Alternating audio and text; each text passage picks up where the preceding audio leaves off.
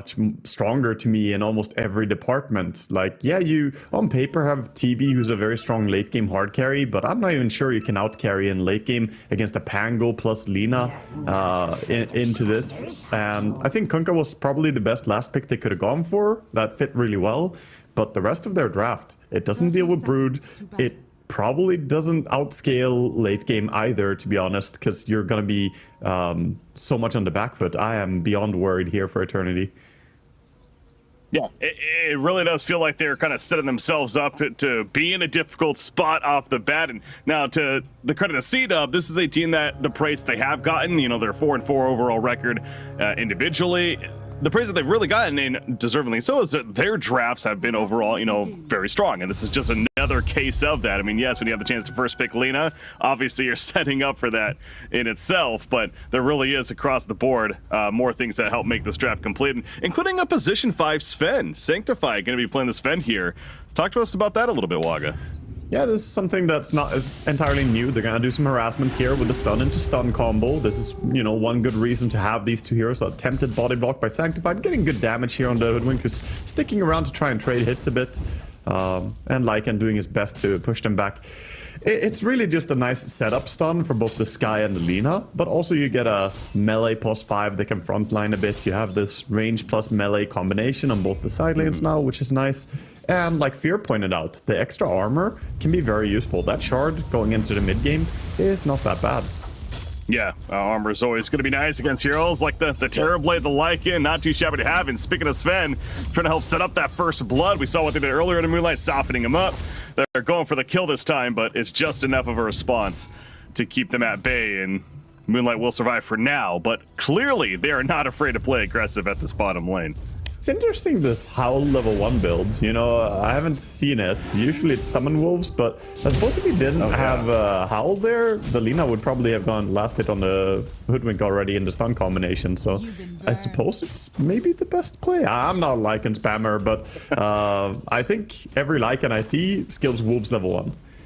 Yeah, expecting that aggressive nature play, which we certainly are seeing. I mean, obviously that's where that Howl helps, but yeah, that is a very interesting point to make. The Feral Impulse even picked up at level 2. I mean, you got to figure the Wolves are eventually coming, but it's just a matter of when. But speaking again, the Howl once again going to be used right there on Double King as they're going for the play on Moonlight. Hoodwink hiding in the trees.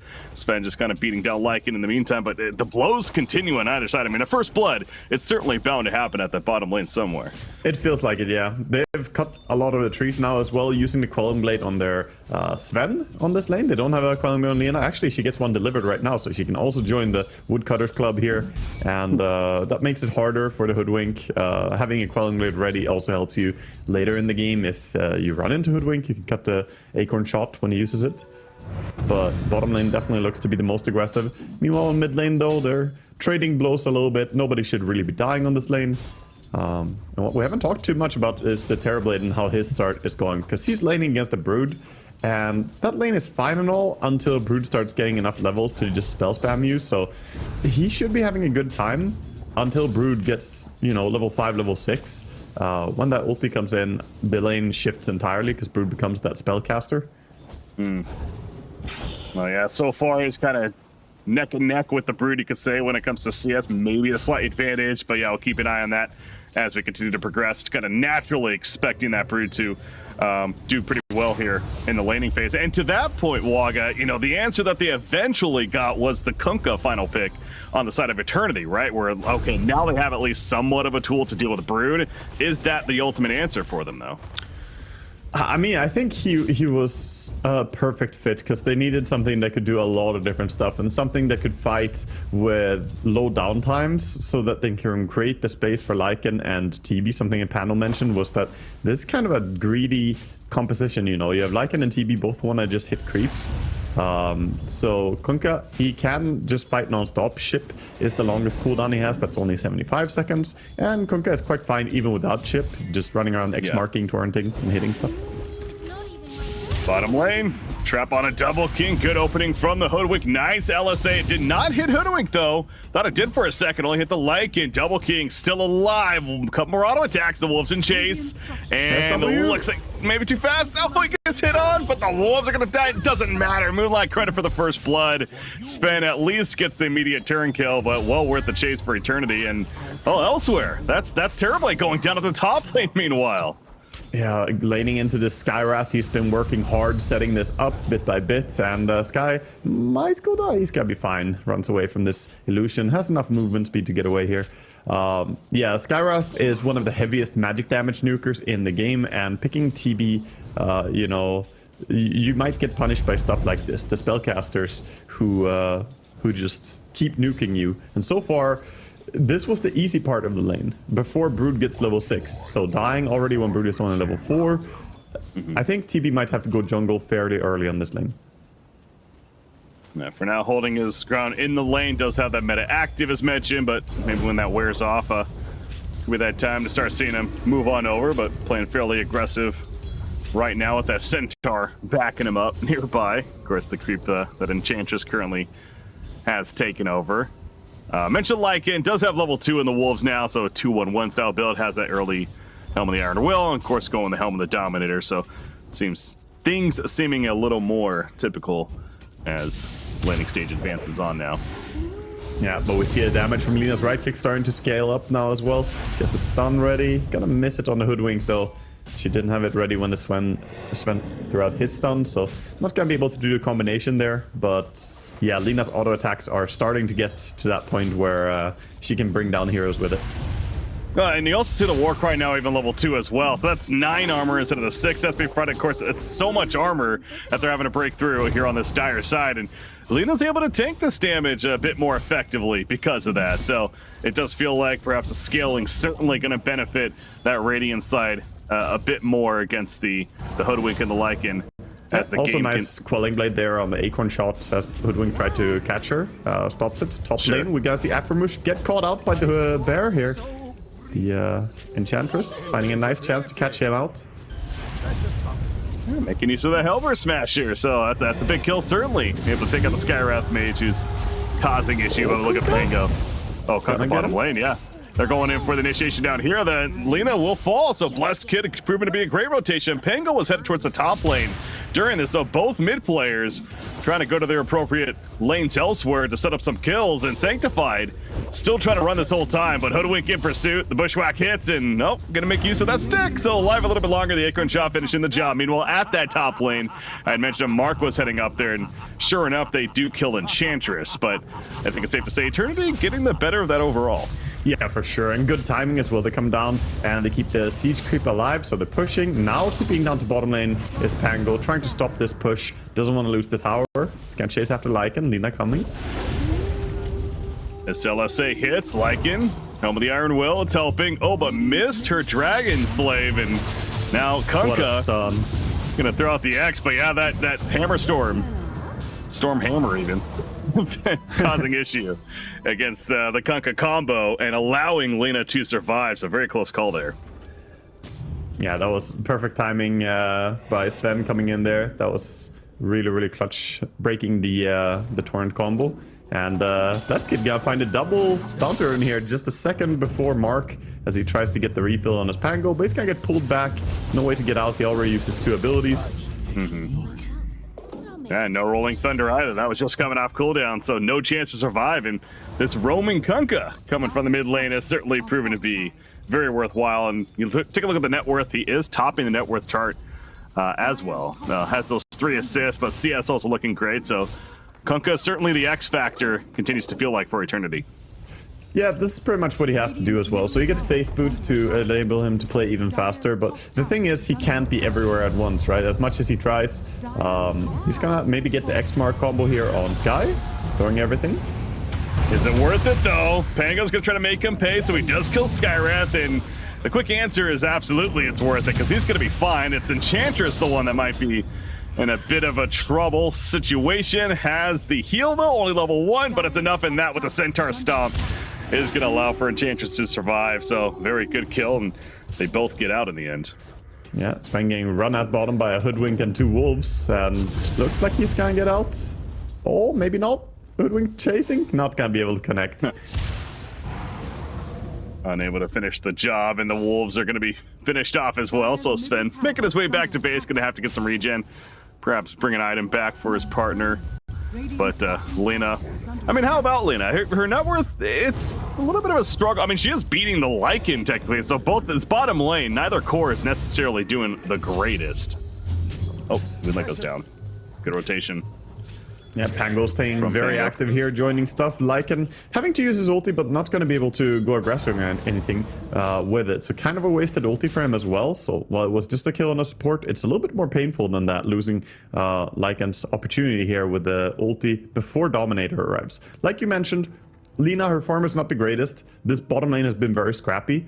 But I think the bigger issue is that Eternity, they haven't got the Dominator at 9 minutes in. I mean, he has it, but he hasn't gotten it delivered yet.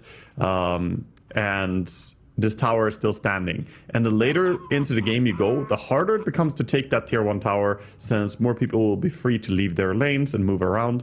And usually it's really crucial for pushing heroes like Beastmaster, Lycan offlane, etc., that they remove that tower. Look at Brood. She has done that. She has achieved the first goal for a Broodmother. Take the tower, then start using the enemy jungle to accelerate your farm. That's why we see Broodmother now #1 in net worth, and she's going to be having a great time here top, being able to farm so much space.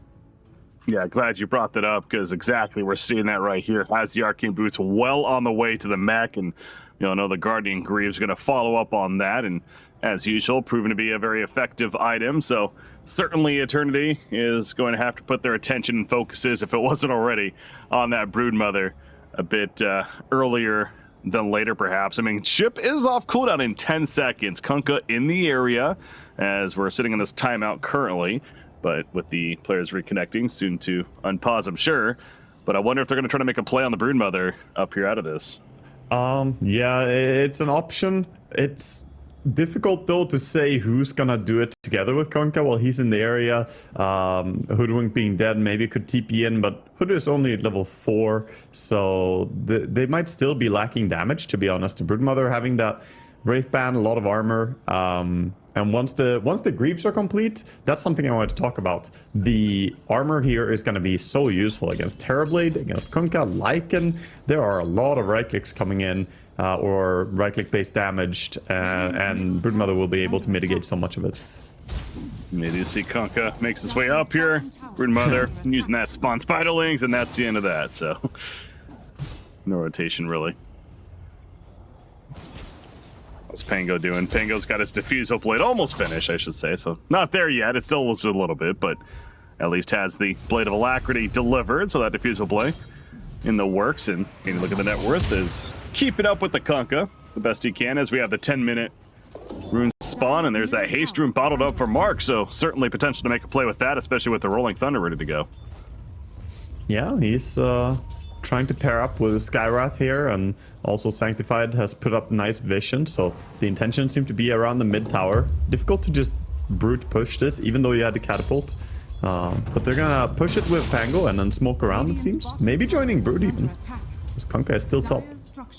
Yeah, they're roving up here. They mentioned that Kunkka's still up top. He's running into his own jungle, but running right into a trap, apparently. The Stormhammer comes out, and before Kunkka could even blink, not literally, but suppose with his eyes right there, it just doesn't matter. He's just caught out, and he throws out the ship just in a panic situation.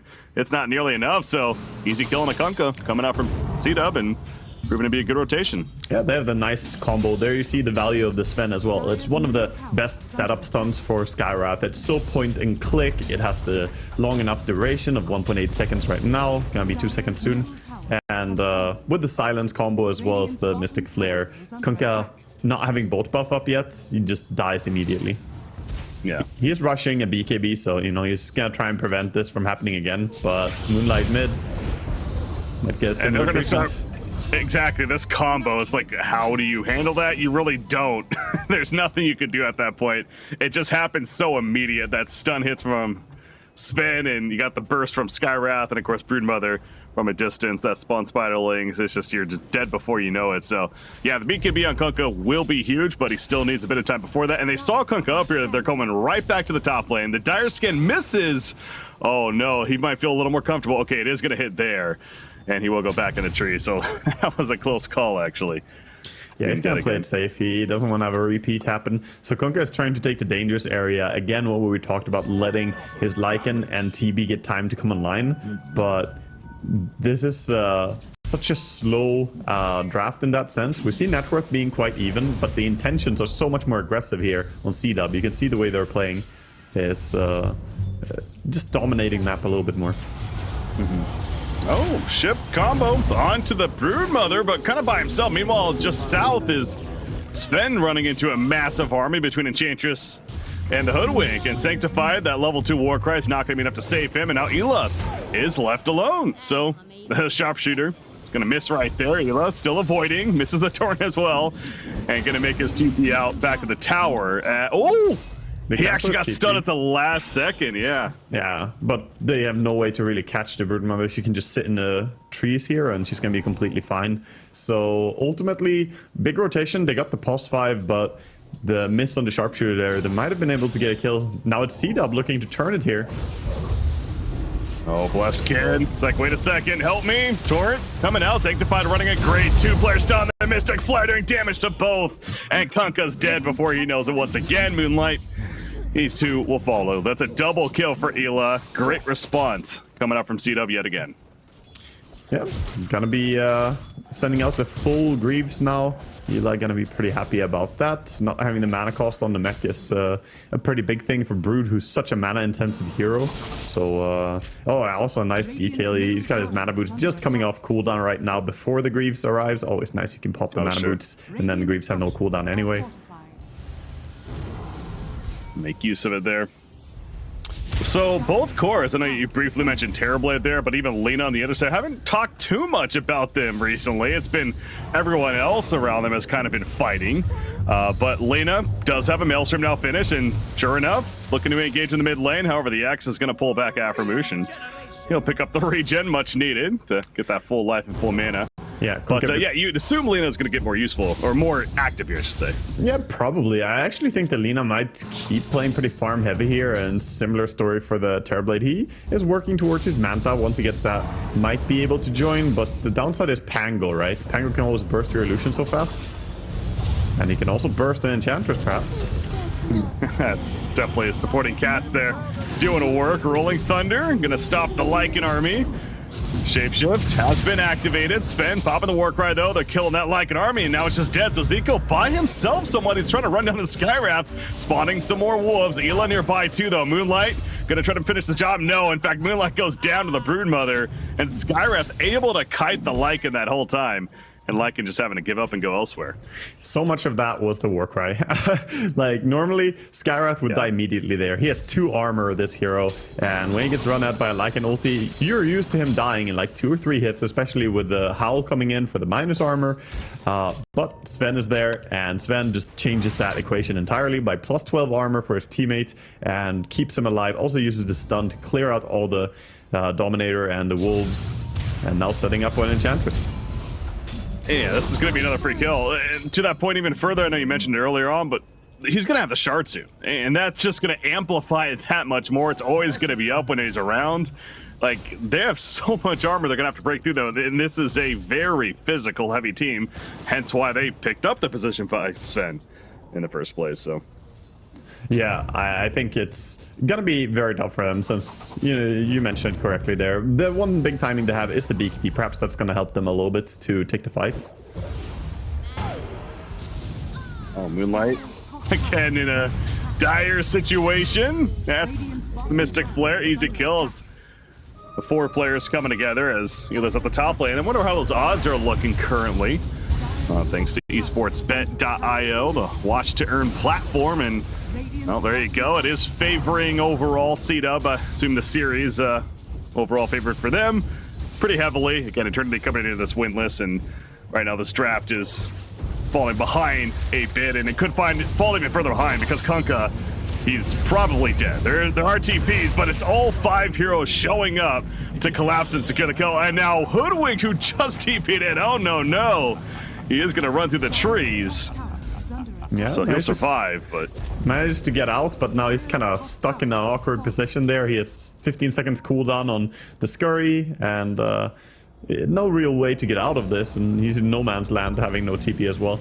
Meanwhile, the tier 2 tower did go down bottom, so credit to Eternity there. They did manage to bring it down using, I think they had a Dark Troll Summoner there for a bit on Lycan, which gives a lot of damage to all the skeletons as well.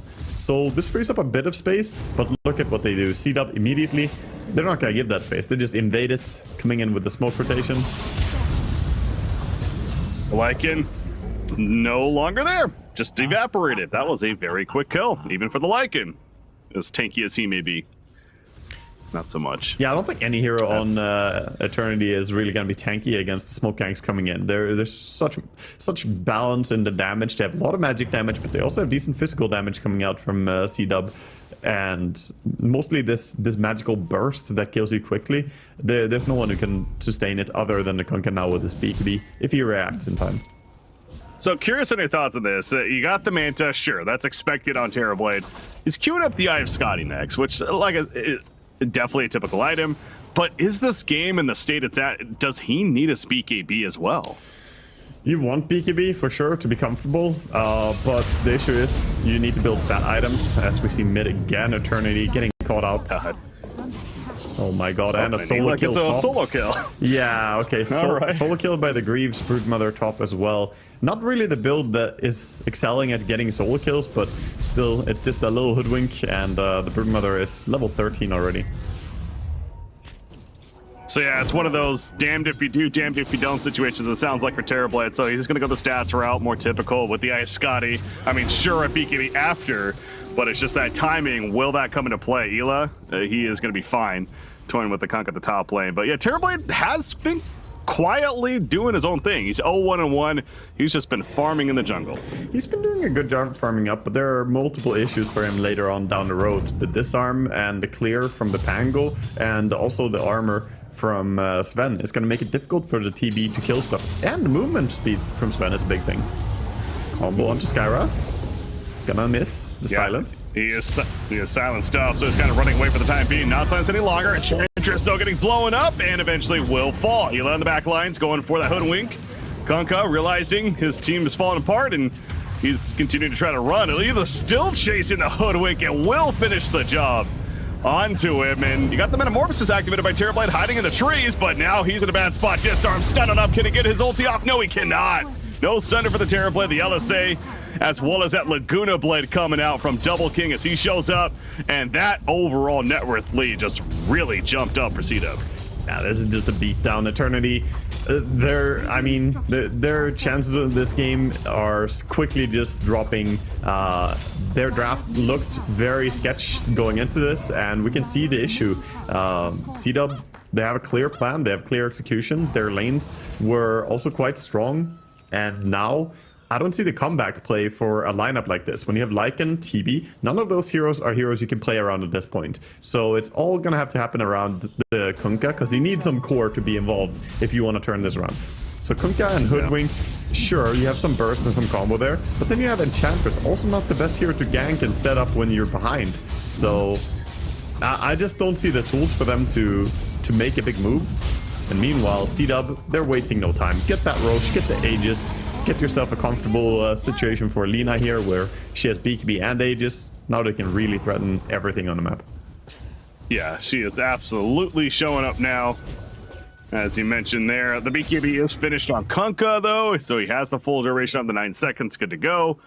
And that was one of those kind of key items we're talking about that Eternity certainly is needed to feel like they have a fighting chance. I have Scotty on Terrorblade would also be nice, but falling a bit behind that due to that recent death. Lycan also still trying to finish that Helm of the Overlord, which actually he has enough gold for now. So a couple of items, trying to keep a little positive here for Eternity. Yeah, it's, nice to try and remain positive, and that's what the players have to do, because right now they need to defend high ground at 21 minutes without a lot of their power spikes, and I think we might see them just drop this lane of racks. I don't know if the players have an idea how to defend this. Kunkka is standing there, he's ready, but without any real friends other than Hoodwink. Oh, Kunkka's just gonna run. Okay. No! That's not how you do it, especially when you have a BKB, unable to activate it, so he will just buy back, but to your point, they really want to defend this. I mean, giving it up could have been the strategy. They kind of half try, and it's almost the worst case example, but was to take place. Yeah, I mean, either you commit for the defense and you try to make a play, or you don't bleed kills there. Losing the buyback on Kunkka as well there, it's just gonna set them even farther behind. They already had very slim chances now, liking getting too close. This is just one by one going close for no reason at all. This is looking very incoherent, not like a team at all. I'm gonna be a bit harsh here and say that this looks like a random pub to me, the way they're playing. And there is something to be said. Again, they are using a stand-in. It's they're winless coming in. Obviously, it's been a disappointing season for them so far. So perhaps that mental aspect certainly taken effect here for sure as well, right? You know, they a bit discouraged is potentially going on there because yeah, there is no if and buts around it. It is a little bit of sloppy play, to say the least. But hey, as far as CDUB's concerned, they're happy with their performance as they should be. They're taking care of business, and they're going to get both sets of racks there and start pushing out this bottom lane now, because Terrorblade, in the meantime, was pushing that out, trying to get ever so closer to that Aya Scotty follow-up. But I have a DC here quickly. Yeah, I think that CDUB, they knew going into this that they should be the favorites, and I think the moment that they saw the drafts conclude, I think they felt very confident going in here in game one, as they should. And meanwhile, as the pause happens here, we have a bit of time to talk. I want to bring up the heroes like Terrorblade and Morphling and these ultra hard carries. They just don't do very well in the current patch. Like some of them can work if they're heroes that can also activate fairly early and do something. Like we can see Void work out, who can join in with that Chronosphere and then back to farming. But these heroes that have no real impact on the game and just want to be tucked away and babysat for like 40 minutes until they finish their items, like Terrorblade, I feel like the only thing he wants to do is join for Metamorphosis tower pushes if your team is stronger. But when your team is behind like this, he doesn't want to do anything. He legit just wants to be where there's no enemy and hit creeps. That's it. Those heroes, they are not really thriving in the current meta. They are losing out to the carry heroes. That is Lina, Ursa, you know, these tempo carry heroes that just join, no matter if you're behind or not. Lina didn't have the strongest start, but she has been part of so many engagements still. Yeah, she's obviously on paper certainly able to do a lot more without as much farm than, say, a Terrorblade would need. So another example of that we're certainly feeling here is, speaking of Lina, she is back in, and she is now top net worth, by the way, where her and Pango are kind of bouncing back and forth with that top spot. But they're both farming very, very well is the ultimate point to make there, and she, in fact, finishes her Gleipnir as we're talking about that. Yeah, that's going to add even more setup for the Skywrath and also combo for their chain stunning. And you mentioned the Pango there. He's got his Aghanims and his Shard, so he has the survivability of the Shard, which is great against the Kunkka combo. But his Aghanims is also one big issue for this Terrorblade. We mentioned how Pango is a problem for TB, now even more so. That Aghanims allows you to deliver more swashbuckles, more chance to get the lucky shot trigger, and disarming all those illusions, and even just clearing them. So yes, the Scotty is finished now for TB, and he's getting more ready for fighting. But how much is he going to be allowed to attack in the next fight, or in the one fight that they're probably going to have in this game? I'm a little bit of a doom and gloomer here, but 13,000 gold leads, and the high ground is going to be pushed very soon, it feels like, with this Aegis timing 130. This is not going to be CDUB backing out after a tier 2 tower. They're going to high ground. For sure. I mean, for me, it's if you're the Terrorblade here, specifically really the Team of Eternity, get this BKB next, which I assume he's going to go for on Terrorblade. Yeah, he queues it up even.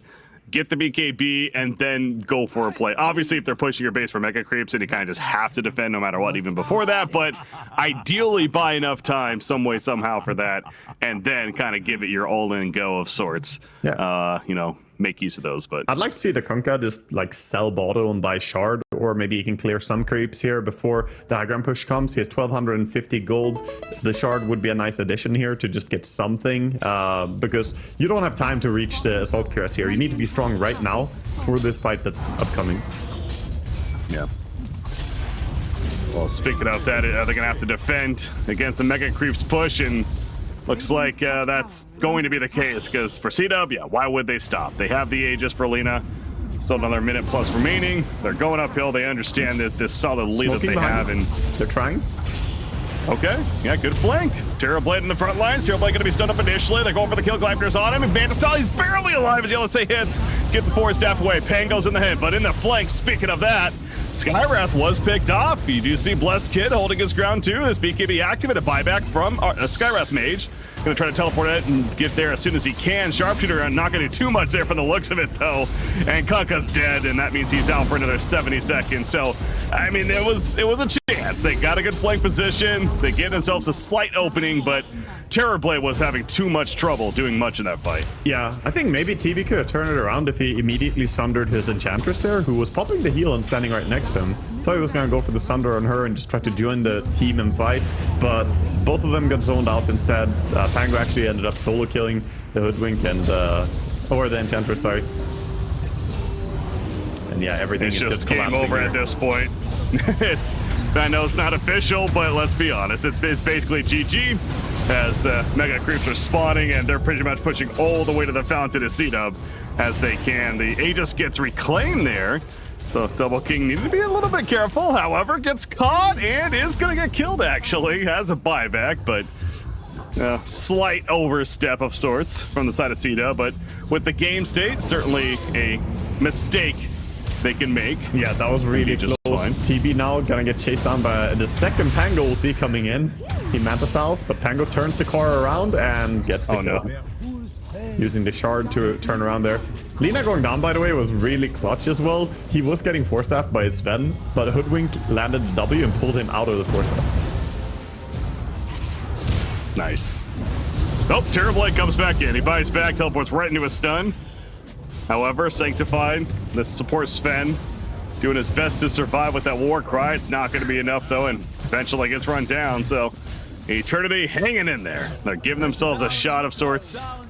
Gonna say we are not going down without a fight, and something to appreciate about that, certainly, considering we talked about with them coming into this game and where they're at in the event currently. But they're not gonna go out without a fight, at least. That's true. They're gonna try. Mega Creeps are not, at least their heroes can clear Mega Creeps fairly well. Kunkka has now decided to go for the Crystalist to deal with the creeps a little bit better. And I can't help but laugh a little bit there as at the last retreat there, Broodmother turns around in a tree line and tries to channel the Meteor Hammer that she bought. I think she bought that third item after the Wraith Pact even. This is a third item, so, yeah. Meteor Hammer, not very common, but I think he just wanted to keep pushing, taking these buildings. And with the chain stance they have, he even connected sometimes. Yeah, I mean, we saw him use it there to engage at the bottom racks as they were pushing for those Mega Creeps, so certainly had it at that point, and I think you're right. It's just one of those cases of maybe not in every game build, but hey, we're wanting to try to finish this game sooner than later. Made sense, and making the most use of it, but already has another 3,000 gold saved up towards whatever he wants it to be, and had the Nullifier queued up. Now he actually switches it up, and gonna go Crimson Guard, because why not? Even more mitigation off physical. Pretty good. Nice thing, by the way, about the Sven Shard as well this game is that it makes Enchantress unable to dispel the Warcry with Enchant in this game. So something I didn't think about earlier is that you definitely want that Shard, because then Ench can't slow people at all. Oh, Enchantress is dead. Also can't slow people when she's dead. Yeah, I mean, Enchantress, not necessarily to his fault, just really hasn't been able to have much of an impact on this game at all. It's been a very rough situation, as we've been talking about right there. And they just burst down Lycan, using Laguna Blade to help do so. BKB for Blessed Kid. He'll just run away with it for the time being, as Terrorblade has a meta pop, but he too is also far back as they lose another support. So now it's time for tier 4 towers. And there's that Meteor Hammer once again coming into play, gonna help to kill these towers and open up that Ancient. But again, the end once again is near, and a 1-0 lead for CDUB is looking inevitable now. Yeah, they're gonna finally close out the throne here. No way to stop it. Broodmother stands right on top of it and starts attacking. And I think, for me, the summary of this game is that if you draft that much late game and that much right-click damage, and then just get countered by Guardian Greed,